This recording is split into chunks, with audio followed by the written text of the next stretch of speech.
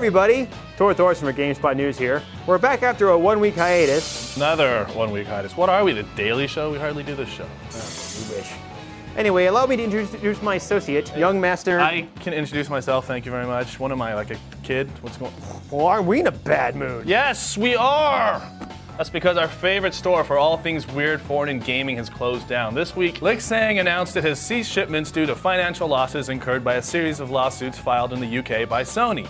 The company announced that, effective immediately, it would not be accepting any new orders and will be canceling and refunding all existing orders. It added that it would be doing its best to work with banks and PayPal to refund all store credits held by the company and handle pending returns and repairs. Any attempt to place orders on the site redirects visitors to its official statement of closure, which blames Sony for its woes.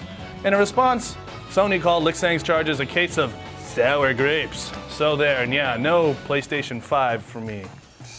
Anyway, in other news, 2K Games announced it is jumping on the digital distribution bandwagon. Starting right about now, the company has begun selling games via Valve Software's Steam download service. The first batch will include 2 top strategy titles from Firaxis Games, Civilization 3 and Civilization 4. Also included will be the alternate history real-time strategy game Shattered Union and the high seas adventure Sid Meier's Pirates. Yarr! So avast, ye scurvy dogs, and only be focusing on retail booty. Yarr! Thanks a lot, Captain Fatbeard. Also making headlines this week were several revelations from Ubisoft, courtesy of its earnings report for the 6 months ending September 30th. First, the good news! Sometime in between January and March 2007, the company will ship Tom Clancy's Advanced Warfighter 2 for undisclosed platforms. Though it was critically savaged on current generation consoles, the game remains one of the most popular Xbox 360 titles of the year, meaning it will likely debut on more than one next-gen platform in the spring. Now, the bad news. Assassin's Creed, the publisher's highly anticipated medieval throat-slitter simulator for the Xbox 360 and PS3, now definitely won't ship until next spring, which, frankly, blows. Did someone say rumors? No. Rumors, you say? Well, this week's biggie concerns a little something we like to call Halo 3.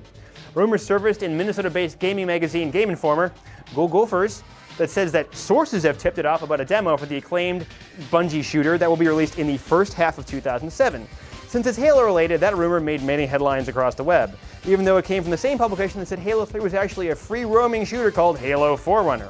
However, that doesn't mean that it's not true either, since Microsoft would not deny nor confirm the bit of next-gen scuttlebutt. Did someone say Brendan? No. Oh, thank God you asked. Here's our ace reporter compatriot with the latest update from the GameSpot news desk. B-Money, show him what you got. Thanks, Tor. The big news right now is that a slew of scans from the latest issue of Swedish magazine Level have hit the web with the first details of Halo 3 multiplayer. It appears the game won't have bots, which makes me a sad panda. However, it will have new weapons in the form of a nail grenade, a Spartan laser, and a brute spiker. Players will be able to reload their primary and secondary weapons independently with the left and right bumper buttons on the Xbox 360 controller, and the X button will now do something else that Bungie's keeping a secret for now. As for getting around, the Mongoose ATV that was originally intended to be included in Halo 2 will make its debut in Halo 3, as will the unfortunately named Man Cannon, which launches Spartans across the battlefield on airstreams. Either that's an error in translation, or the average level of discourse on Xbox Live just isn't homophobic enough for Bungie's liking. Microsoft didn't confirm the authenticity of the scans, but Bungie today acknowledged that scans with the Halo 3 details had hit the web and threatened to ban anyone posting them or asking for them on the developers' forums. In other news, Florida attorney Jack Thompson issued a cease and desist order to Midway Games on Thursday, asking the publisher to stop selling Mortal Kombat Armageddon for containing his name and likeness. It seems Thompson is upset that gamers can use the Create a Fighter feature to make a white guy in a suit and tie and then name that character Jack Thompson. Finally, gamers who missed out on the GameStop and EB Games pre-order offers for the Nintendo Wii can start camping out at their local Toys R Us, as the retailer will open up its own pre-order campaign for the system this Sunday. And now back to Tim Surrett and the always dignified Tor Thorson. Yo, mad skills, Sinclair, damn!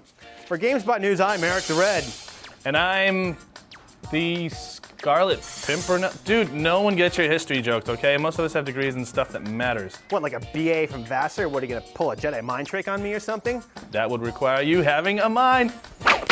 Oh, snap. For all the latest gaming news, like Gears of War going gold and Madden's price getting dropped on most current-gen consoles, head on over to news.gamespot.com.